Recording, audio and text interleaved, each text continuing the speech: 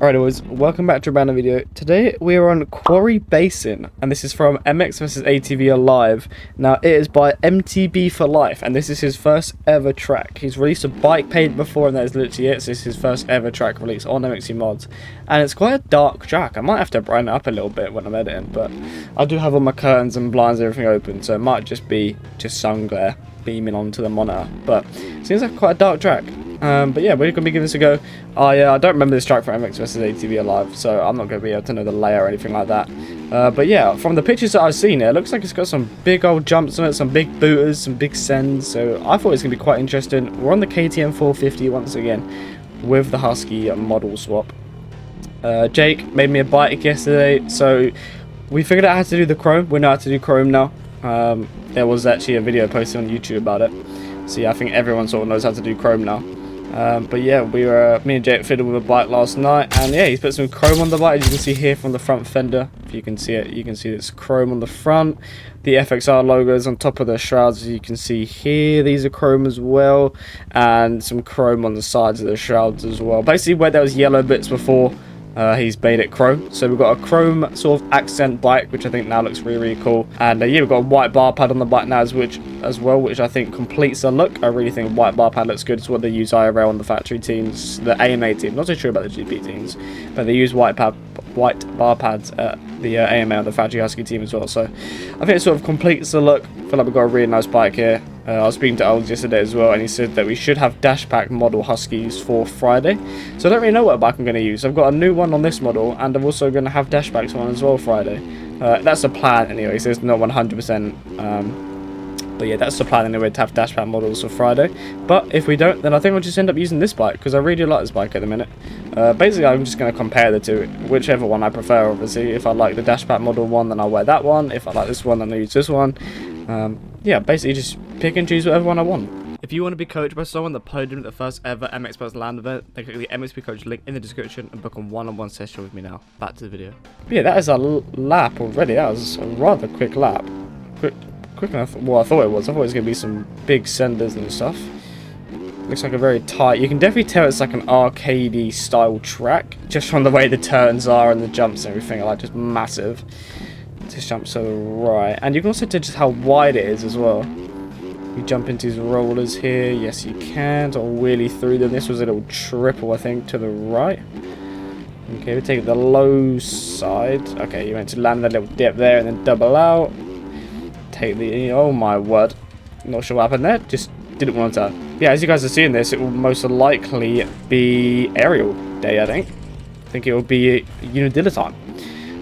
So yeah, wish me luck. Hopefully we can do well, keep getting some good results as per usual. I feel I'm not going to talk about it too much, because I feel like that's all I really talk about in aerial. I talk about the same thing pretty much every single time, because I'm still going for the same thing. Career number, goal, currently 8th in the championship. So yeah, keep making my way up the championship. I believe Jake's ahead of me in 7th, but he's 55 points up on me, so I don't think I'm going to pass him. I'm not sure if I'll pass him in the championship. I believe Finn is dropping down, whether he does any more rounds or not, which hopefully he doesn't. But if he keeps dropping down, if he doesn't do any more rounds and keeps dropping down, I should pass him as well. So there's a possible 7th in the championship on the cards, but currently it's in 8th. And yeah, I think behind me we've got Dan, who's dropping down to 250 class, I'm pretty sure, which is annoying for SMX points, but good for 450 standings. So I'll be higher in 450 standings, but then it doesn't change anything SMX, which is a little bit annoying, as it's sort of like the main thing. The main goal is SMX points. And then we've got Troy, who's 25 points behind me. I get a lot of points on him. He started off in the season very well. He had a really good start to the season, gotta give that to him. But then now he's just sort of been dropping down that more technical tracks. He's sort of dropped down a little bit. Southwick as well, lost a lot of points in Southwick. Washougal lost a lot of points, but he was on the 252 stroke, so I'm not going to take anything away from him. He was on a 2-stroke, although Linz did almost win on 2-stroke. So there's the excuse there, but there isn't. So yeah, we're 25 points up on him. I'm not too sure who's below him. Might even be Breezy, but I think I'm like 39 or 40 points up on Breezy. So yeah, just keep making my way through, sort of putting a gap a little bit on a few people. which is nice. But yeah, SMX points is the main thing. We need to just keep chugging away on SMX points, just keep getting some decent overalls. Doesn't help when people like to drop down and do every single class. Basically, some people have done 450 Supercross, 250 Supercross, 450 outdoors, 250 outdoors. I don't know why people do that. Choose a bike, stick to it for a season. It's really not that difficult to do. But yeah, I feel like a lot of people have dropped down to 250, or a few people that are near me in SMX points dropped down to 250, which is easier racing. So 250 is a lot easier than 450s. So it's going to be difficult to try and pass them in SMX points, as they're going to be getting better results now technically, because obviously 250 and 450 are combined. So if they keep getting wins in 250, that's basically equivalent as them getting wins in 450. It's the same thing.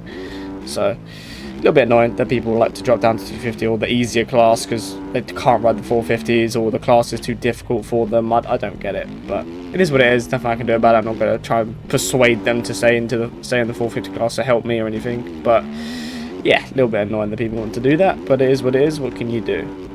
But yeah, Unadilla, hopefully it's a hard track, should be good. Not sure whether he's going to make it really, really rough or not, because it was very, very rough in real life.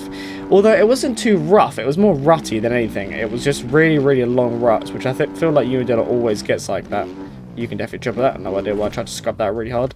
But yeah, I feel like it's going to be quite a rough, difficult track. It's always a very like hilly, rough track, just because of the hills. People like to brake all the way down the hills, and you've got that tight. You go down the hill, tight left-hander, and then back up the hill again, and people are struggling with that in real life as well. So, it'll be interesting to see what Stonebrower makes of that, and see what he does with that. But yeah, carrying on with some real-life stuff, I believe Deegan could most likely win the championship this weekend as well. I know a lot of people love Deegan, a lot of people hate him. I don't know why. Don't know why people hate him so much. I think game's a game. If he's winning, then he can be cocky. I don't see anything wrong with that. People just don't like cocky people, which is fair enough.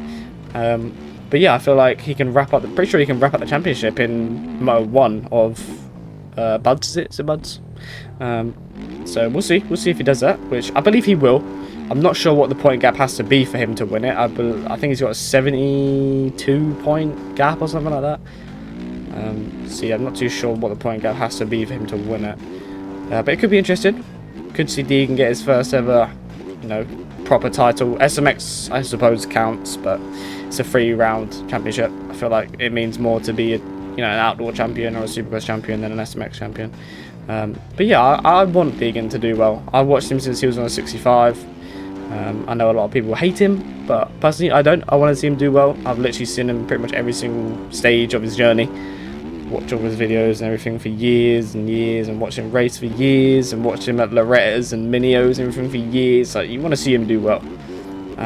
So yeah, hopefully he can win the championship and wrap it up this weekend, which is, I suppose, the plan. I assume they're making all championship clothing and everything for him already, and yeah, I think that'd be really, really cool to see him win the championship. And 450 as well. I'm pretty sure Chase has it secured in the bag. I don't see Hunter bringing it back. Nothing against Hunter. Did want him to win the championship when he was leading it all the way through the start of the rounds. But yeah, I feel like now Chase is sort of... I feel like now Jet is gone. He's like, right, okay, well, I can beat Hunter. I feel like he has the confidence to beat Hunter. When it comes to Jet, I feel like he just isn't confident around him, just because Jet's pretty much beat him in every single race he's done, really. So yeah, I feel like he's just a much more confident, happy rider when it's just Hunter. So we'll see what happens with Chase when Jet is back, where it becomes a normal Chase where he throws quite a few of the races. But yeah, I like Chase anyway. Nothing against Chase. I don't hate him, want him to mess up the championship or anything. But I wanted Hunter to win it. But now that Chase has got it and he's pretty much secured it, I don't see Hunter bringing it back. So yeah, it'd be nice to see Chase win it as well. So sort of two people that I like, Deegan, Chase. I'm happy with either them winning the championship. I'm not one of them people that hates people. I don't hate any riders, because you see them for 35 minutes in a single race and you see them in a few interviews. Like, I'm not judging people off a few things that you see. So yeah, I don't get why people hate riders. I don't understand that. Like, people are like, oh my god, I want him to do this, do that, never win this, do that. I hope he has a terrible career and he doesn't make a name for himself. It's like, I don't understand why people are like that with people, because it's just pointless. I find it really pointless hating people that you've never met. Like, what's the point? So yeah, be nice to see Chase win and Deegan win, and yeah, I do want to see Hunter at least get a 450 championship at some point in his career, which I'm sure he will. The way that he was riding this year, I'm sure he will at some point. But it's just going to be difficult when he's got Jet and Chase on him. So I think it has to be one of the years where something happens to them two. But yeah, I'm a Jet guy, so I want Jet to come back and win another championship. He's won every single championship that he's tried for, pretty much, other than when he first started. So yeah, I'm a Chase guy, not just because it's like a glory hunting thing. I genuinely do like Chase. I've watched him for a while, since like Geico Honda and everything like that, before he made his pro debut when he did the whole Aussie SX stuff. So yeah, I want Chase to Jet to do well as well. So yeah, I'd like everyone really. Is there really anyone, like I said, there's not really anyone that I don't like and I don't want them to do well. So I like everyone really. But yeah, back to the track. Sort of blabbed about outdoors for a little while. But yeah, I feel this track is very, very unique. You can tell it's an arcadey kind of track just by the way the jumps and everything are built. Just stretch this a little bit. God. With the like river and pond and everything in the way, and just how wide and like big the jumps and everything are. I feel like that just definitely makes it feel like an arcade track, but nonetheless it's a very, very fun and flowy track. The only thing difficult about it is these like left hand, right hand corners, just because the game doesn't like to turn very quick. The game just hates that. So you can tell it's a MX vs ATV track, but I'm not sure whether he's scaled it to fit in bikes a bit more. I'm not sure. I had a brief look through the description. I couldn't see anything that he's changed it around. So yeah, I feel like he has just built it from a picture or memory, wherever. I don't think it's like a scan track or anything like that. It's his first ever release, so I would definitely say it's a very, very good first track, very, very good first release, and yeah, hope to see more tracks from him in the future. But yeah, I think that'll do it from me. I'm absolutely butchering this one. I don't know what's going on. I've crashed about 9 times now in the last minute. Not too sure what's going on, but yeah, I think we'll leave it there. Appreciate you guys watching. Like, subscribe, and I'll see you all in my next video. Peace.